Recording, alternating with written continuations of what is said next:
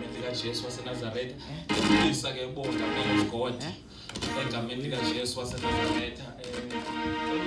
Ngifuna ukukhuluma ngifuna ukukhawulezisa ngisuke apha kule ndawo. Thank you Jesus. Hallelujah. Hosanna,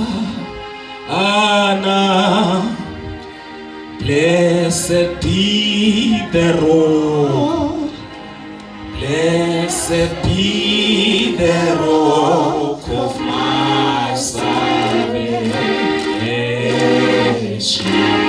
Hosanna, Hosanna.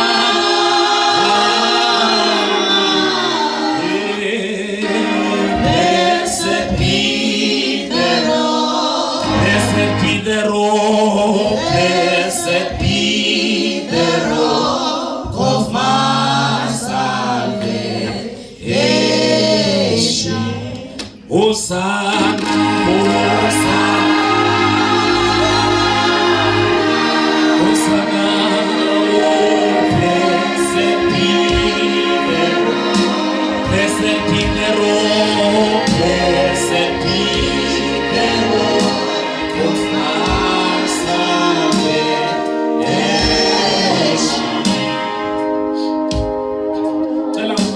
egameni likaJesu waseNazaretha. Cela ukhawuleze umbambe ngoba ngifuna ukuhlala phansi.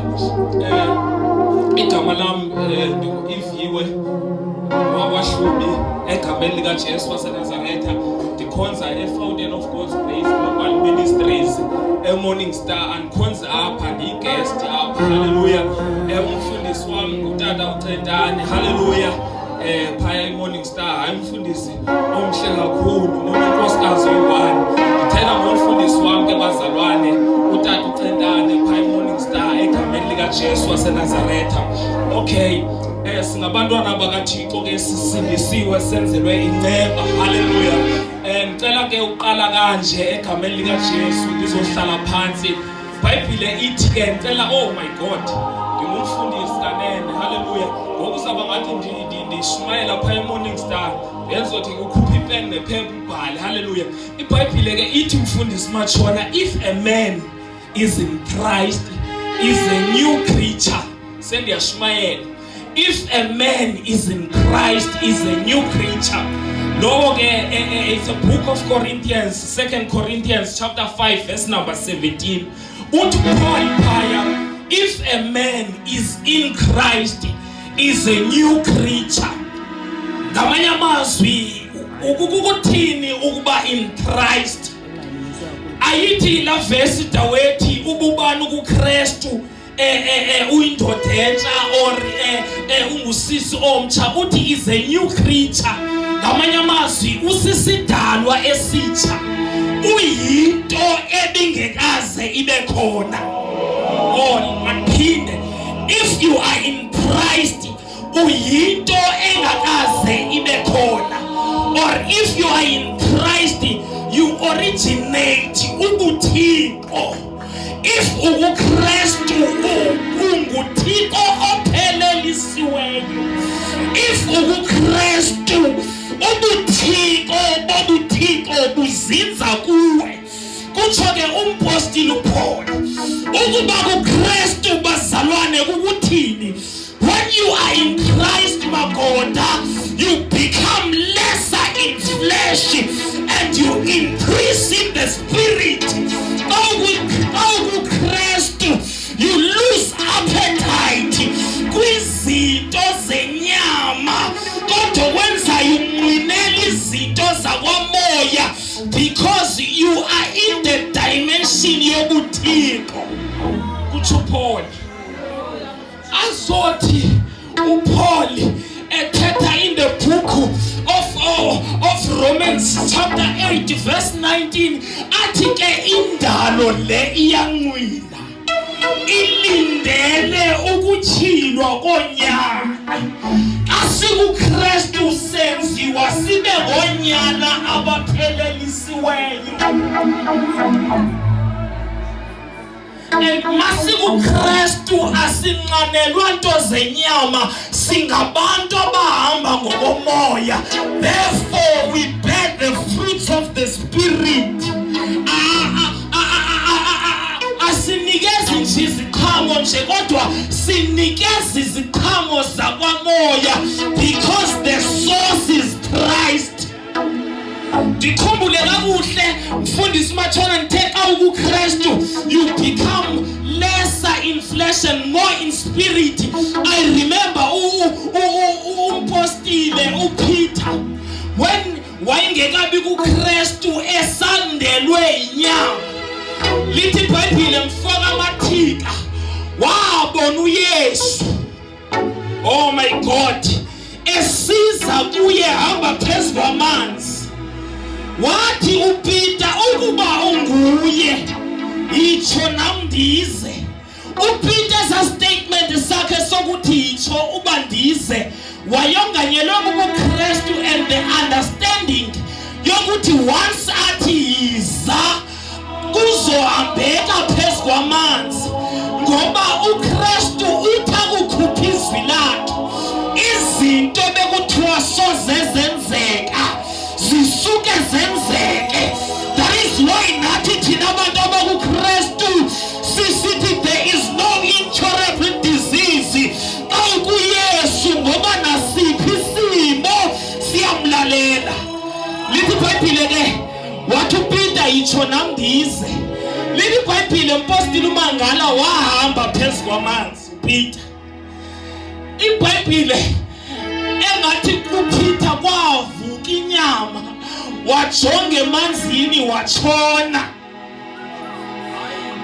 The time he was in spirit, the time he was in the dimension of being Christ, kwahambeka phezu kwamanzi. But the time ecinga ukuthi ungumuntu wenyama watshona. Oh my God.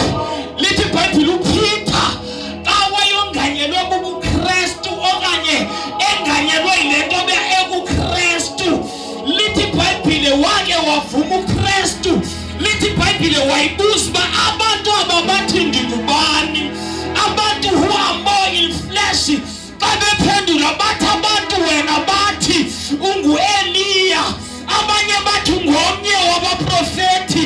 Lithi iBhayibhile wasuka uPeter because he was in Christ, he was in God. uThixo wayekuye naye kuThixo wavakala uPeter esithi wena nguye uKristu. Wavakala uYesu ephendula ethi awukutyhilelwanga yinyama nagazi kodwa ukutyhilelwe ngumoya. When you are in Christ kunezinto mathika ozityhilelwayo ongazityhilelwa, oh my God, ongazityhilelwa inyama. Sekwande abaprofethi izinto abazivileyo andisafuni noba kuthiwe ndingumprofethi mna. I was sharing inceku namhlanje ndisithi what kind of prophecy lengangqinelaniyo.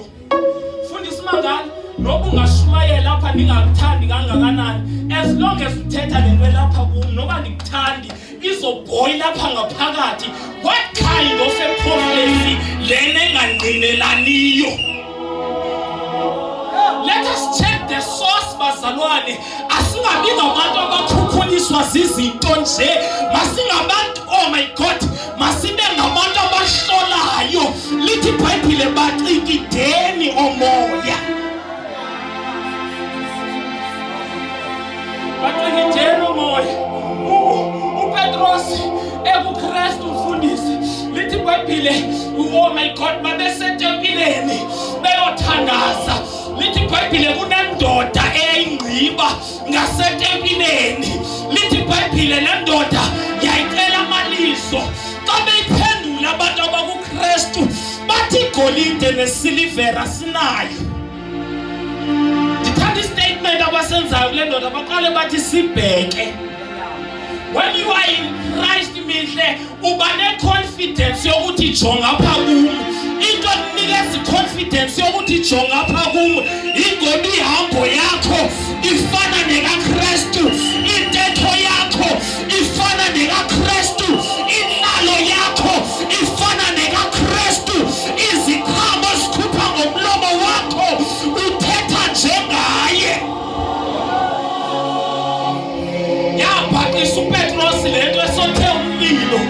kuthiwa lona ngomnye wabo because ubuKristu kwasekongamile. Oh, nalapha kule concert sizothi masibuyeleni kuKristu, masihlale sizinze. Athi umpostile uPaul xa ethetha usanda ukuzibulala ngesiselo esinxilisayo ekukho kuzo ukuziphuphisa, kodwa gcwaliswani ngamandla kamoya oyingcwele. Namhlanje ebusuku umoya oyingcwele uzagcwalisa, uzagcwalisa. Izulu lizoqongqotha, lizosithulula khona ukuze sizohambisa kwakhe. Izulu lidinga our availability, lidinga ukufumaneka kwethu. Izulu lidinga abantu abazothi Nkosi, njengoko ndinjalo ndiza kuwe, ndiza nokwehluleka kwami, ndiza nomvandetho wami, ndiza nokunetheka kwami. Uthi umpostile uPaul phakula chapter 3 verse 18 we-Efese uthi salusele isiselo esinxilisayo ekukho ukuziphuphisa, kodwa gcwaliswane. Madoda, uPetros ongagcwaliswanga nguYesu, lithi iBhayibhile wamphika kathathu, kodwa maseyigcwalisiwe wamvuma kathathu. uPetros ongagcwaliswanga nguMoya Oyingcwele watshona emanzini, kodwa ogcwalisiweyo wahamba phezu kwamanzi. Wenze njani? uMoya Oyingcwele wasawuphezu kwakhe. Athi u-Isaya xa ithetha saba phezu kwakhe isikwami isandla sakhe. Isaya uthi siphezu kwami isandla sakhe ukuba ndishumayele iindaba ezilungileyo. Asisazuthuswa nayititle. Oh my God, sizojonga ngapha kwetitle ukuthi le nto asibiza ngayikhona na. Ndinengxaki ke, umfundisi uMangalo uyayazi, ndinengxaki yoba ufuna ukuba ngumpostile, but xa sikhangela the qualities of apostle asiziboni, kodwa ngoku sifuna ukubona izithabo. Hayi, xa ungayiboni uMagoda noba ungathi brother iviwe xa ingabonakali, xa ingabonakali. Oh man, ngendiye kule verse Ephesians chapter 4 verse number 11 ithi wabapha abanye ukuba babe ngabapostile, babe ngabaprofeti, babe ngabashumayeli, babe ngabavangeli, babe ngabafundisi, for the edification of the church. Ebazalwane, ezi gift asiphelwanga uba siphakamelane ngazo. Mathika, njengoba ungumshumayeli ulingana exactly nami ndingumfundisi. Our gift is for the benefit of the church. Our gift is for the edification of the church. Our gift asinikezwanga to manipulate abantu bakaThixo, but our gift ezoku-equip ibandla. Oh, le verse Dawet xa ifika ku-verse 13 la chapter 4 uthi side sifike ebudodeni obupheleleyo bakumazi uKristu, sifikiswa kukugcwaliswa. Awungagcwaliswanga uyaqhubeka noba ubizwanga ngompostile. Ndithi evangelist Mangala uba kagcwaliswanga uyaqhubeka, kodwa ubuvangeli bupha kuye. Oh, sidinga uhlobo labantu abazophakamisa uKristu ngaphezu kwegifti zabo. Sidinga uhlobo labantu abazophakamisa uYesu ngaphezu kwetayitli zabo.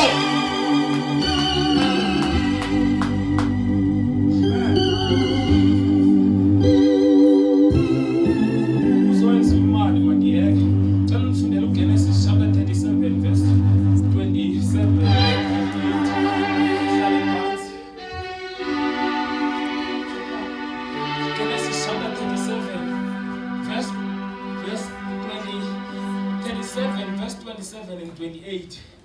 ngicela ukunincoma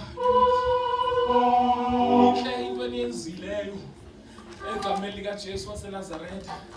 Uyabona ke sisirile kuyini njengoba niyazile uba abantu bayangena or njengoba nibaza abantu babayolandwa ngeke nibone nisenza i-open airs. Njengoba nibaza abantu babayolandwa nikwazi obabuhlungu bokugezelwa amanxile erenkini soze nibakhuphe sebelapha because nazi pain yokubalanda. But xa ungazi ulandwa kanjani xa sowulapha ungamxelela uba makaphume ngalamnyango. If you don't know the pain of winning a soul, to win a soul kucosta egazini.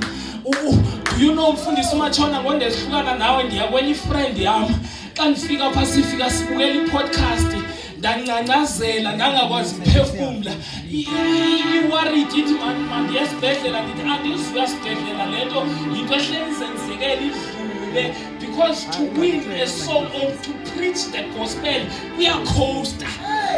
Ukuthetha lento bazalwane noba singangayifundi lento mamelapha wena mzalwane kumandi singabazalwane sonke. You are the main sponsor of your church. Ngicela ukuphinda. You are the main sponsor of your church. If we khupha imali ebandleni lakho xa kuthiwa makukhutshwe imali, you are failing the kingdom. Ibandla lina sponsors, but you are the main sponsor of your church. And if nomfundiso ku Facebook othathe fundisi mabanganikwa imali, do yourself a favor. Ask that pastor of yours ku Facebook akunikeze the address apho ekhonzela khona apho uzokhonza ungafunwa imali. Amen. You are the main sponsor. The tithe, bazalwane, is shown in the New Testament. To pay tithe is no longer an obligation or accessories nyanzeliso. When we pay tithe, my God, we are doing it to worship God, and it is the act of love. Bazalwane, uba ukhupha ishumu lapha kule ndawo, go back kuThixo and isishumi imfundisi mangala asifundiswa. The early church yayingafundisi ukukhupha ishumi kodwa yayazi bamnyanzelekile kwingeniso yami uba ndithatha 10% ndiyonqula ngayo uThixo. When you give in your church awutyelwa mali kodwa uyonqula uThixo ngezinto zakho. Oh, ngeyabantu abagcwalisiweyo lena, ngeyabantu abagcwele umoya ongcwele, agcwele umoya ongcwele. You understand the mandate, you understand the weight, the expenses of ukushayela ilizwi. Kubuhlungu ukushumayela bazalwane, ukushumayela kubiza egazini, kudle egazini. Give to your church. Ibuhlungu shunyayela ngumfundisi ongaphangeli kodwa afuna ukusebenza. Hayi mina ngeke uni-afford ngoba ungazama ukuthi uzama ungona. Hallelujah. Mina ndiziphilela ngama-bistro. Hallelujah.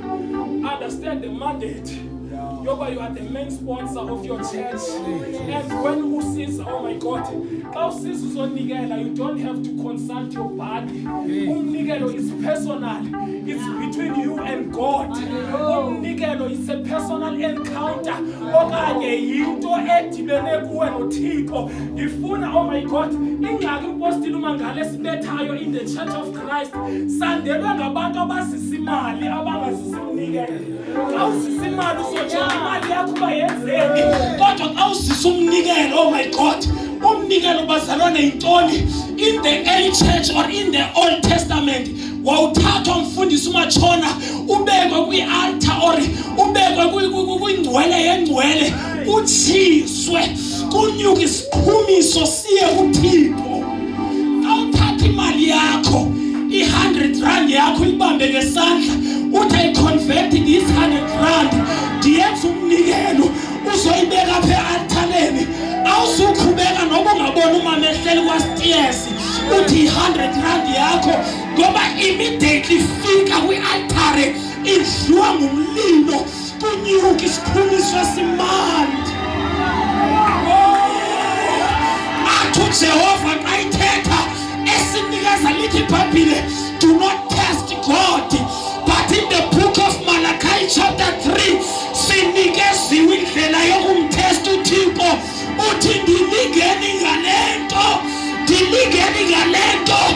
ukunijonga ukuthi andiyuthi ndiwavule na amafesti nezulu ndithulule intsikelelo. If you don't understand offering,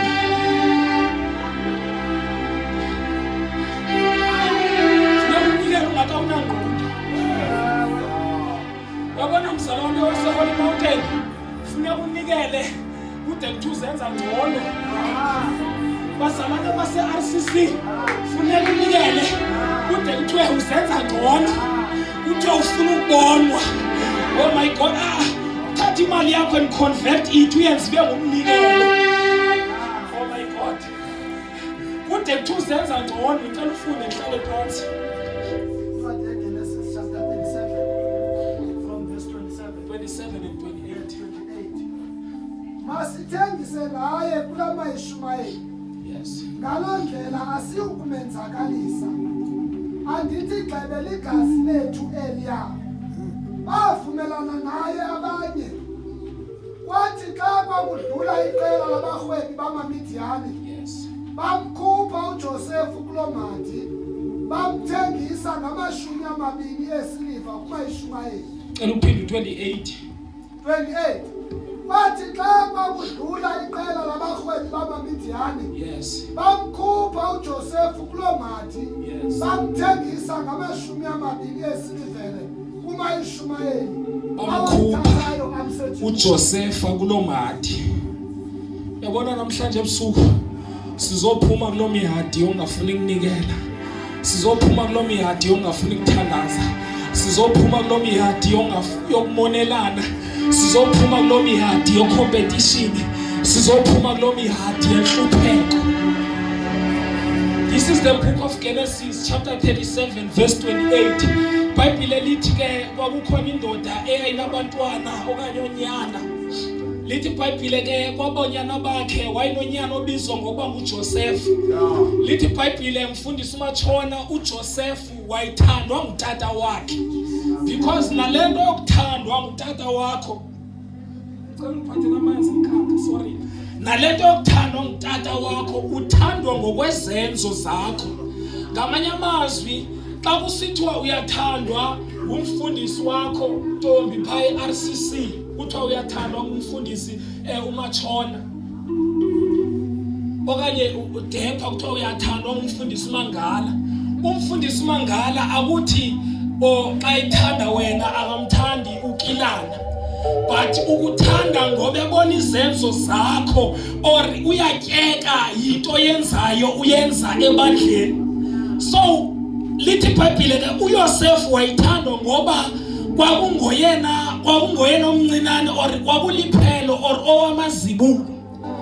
Lithi iBhayibhile enkosi, lithi iBhayibhile uyise wakhe wamthungela ingubo. Lithi kwiversion ye-English a coat with many colors. Lithi iBhayibhile le ngubo yayinde. Lithi iBhayibhile uYosefu waphupha iphupho. Oh my God, ukuphupha kwakhe iphupho uYosefu walibalisela abafowabo. Xa ibalisa eliphupho uthi besisentsimini sisakha izithungo, suka isithungo samsama sathi ngqi, ezeni izithungo zaqubutha kwesam. Lithi iBhayibhile abafowabo bavukelwa ngumona ngenxa yephupho. Iphupho yintoni bazalwane?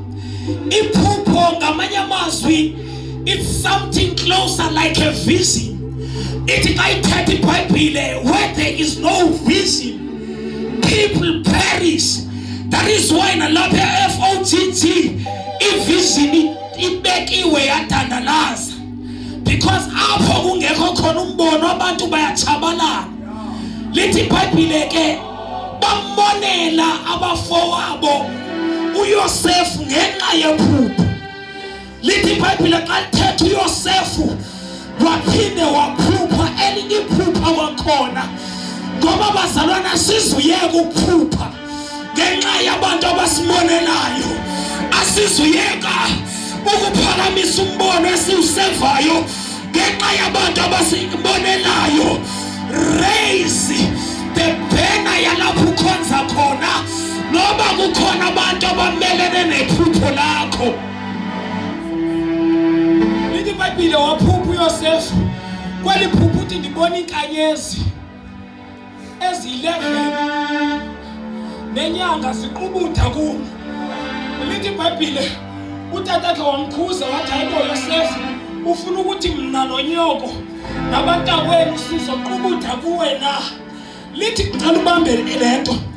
Lithi iBhayibhile abafowabo bamthiya ngakumbi, ke yena uyise waligcina elo lizwi. Ngamanye amazwi magoda, you can come nevision uyipresente kum nomama umpela, mna ndingayi-understand because I'm not your father. There is no umbilical or spiritual umbilical cord between mina nawe, but kuwe nomama there is a spiritual umbilical cord.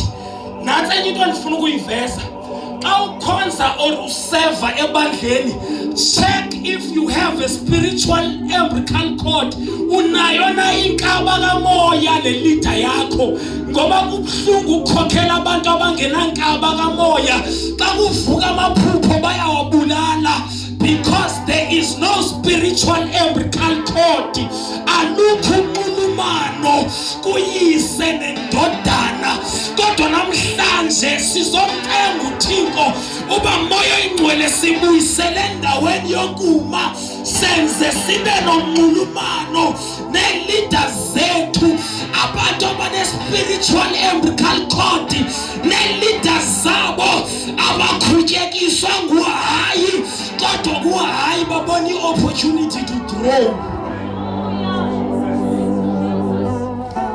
Lithi iBhayibhile wathi uYosefu waligcina elo lizwi.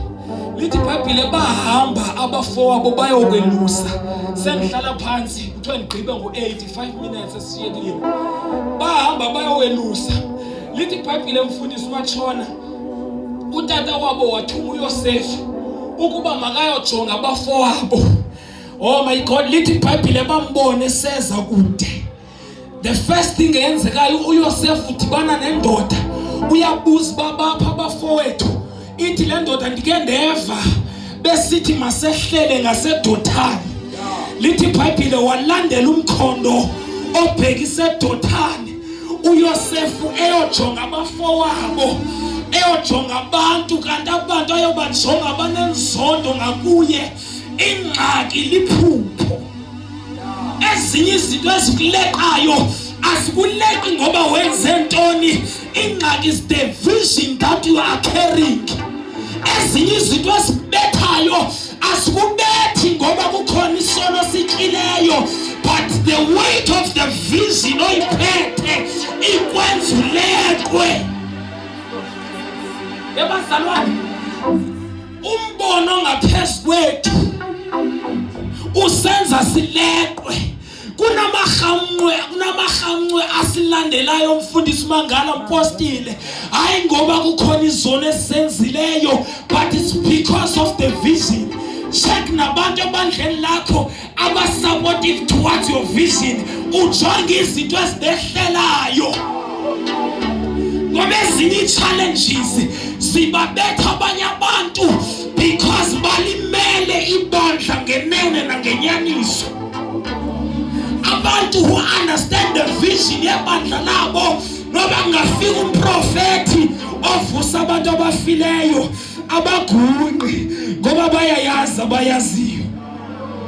Lithi iBhayibhile bambone size sekude, bathi nanka lo mphuphi, ngoba abantu dawethu bayabona phuya khona futhi bayazi nalapho uyakhona. They will start to throw javelins, hayi ngoba befuna wena. I-mission is to abort iphupho. I-mission is to abort vision. Ebazalwane uyakhuselwa umbono. Ngidla ngokuthi xa nishumayela kuyadlulwa ekwamkeleni uYesu Kristu abe inkosi nomsindisi, but you accept the vision of your church. Fundisi Machone abangayamkelanga the vision of RCC, uzobabona akudingakala noba bachaza, uzobabona ngehambo yabo, uzobabona ngentetho yabo, uzobabona ngezenzo zabo. Xa kusithiwa kuyiwa ngapha amagoda baya ngapha because they lack understanding of the vision.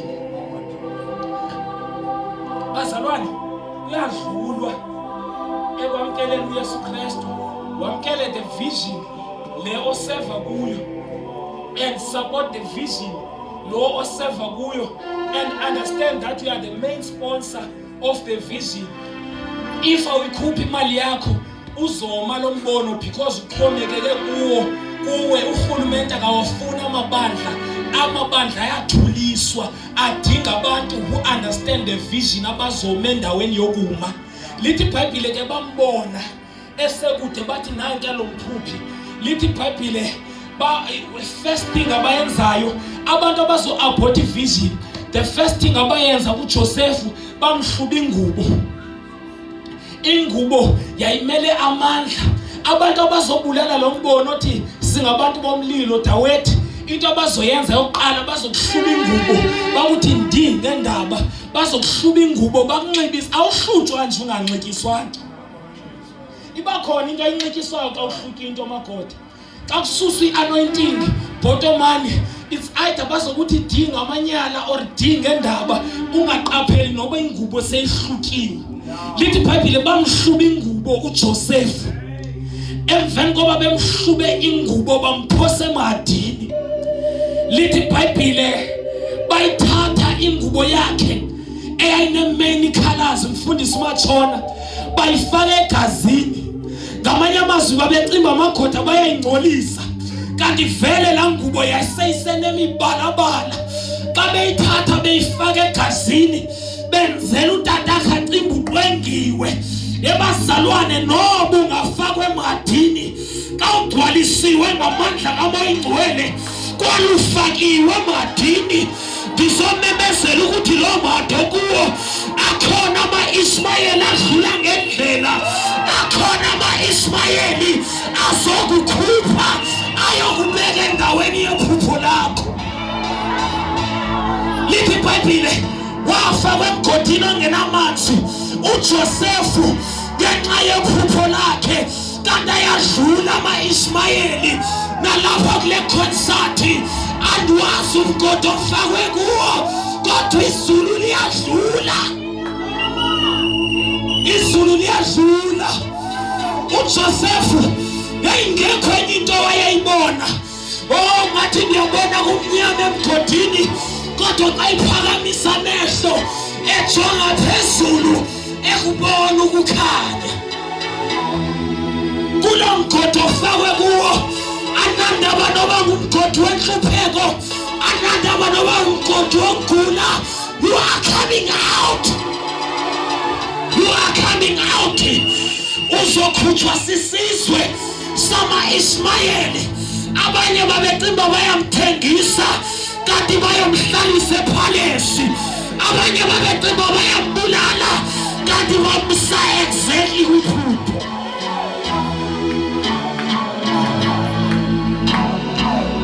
Lithi bamkhupha emgodini uJoseph.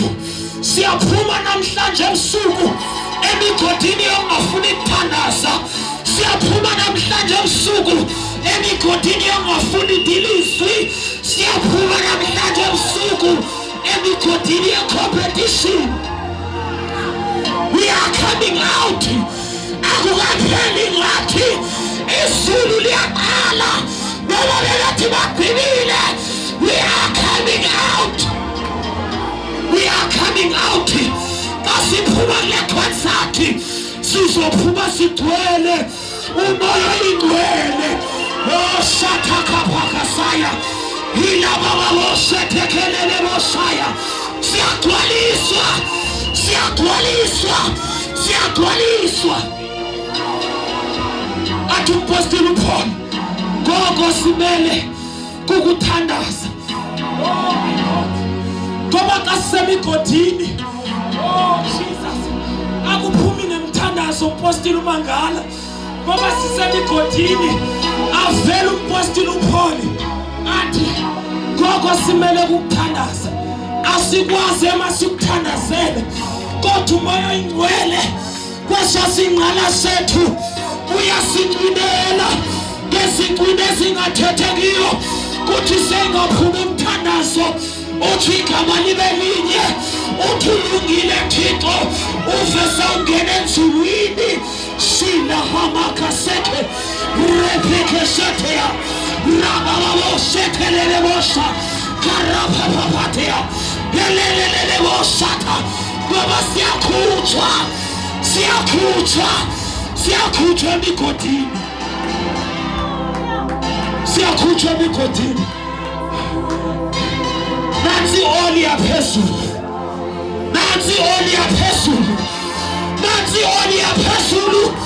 nansi oli yaphezulu nangu moya igcwele ekhupha abantu bakhe siyaphuma emigodini siphuma noma bebevalile kwathiwa ngeke sadlula ngenxa kamoya igcwele ophezu kwethu siyadlula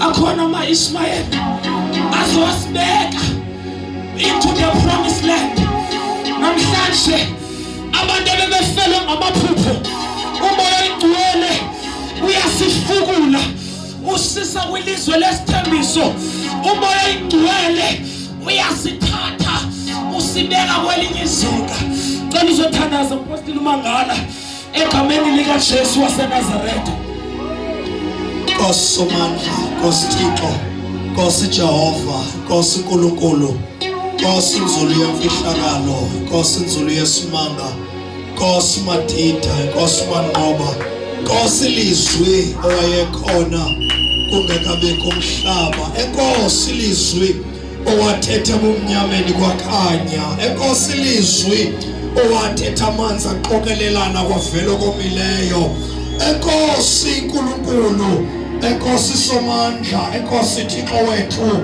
thethile ngomkhonzi wakho, siyabulela wena wafa wavuka, wena nezitshixo zokufa nezela abafile, siyabulela ndoda yempi, wena othi abanqobile bayibapha kwabasepheleni uyobadlisa emthini wobomi, siyabulela ndoda yamadoda ngegama likaJesu umNazaretha, amen.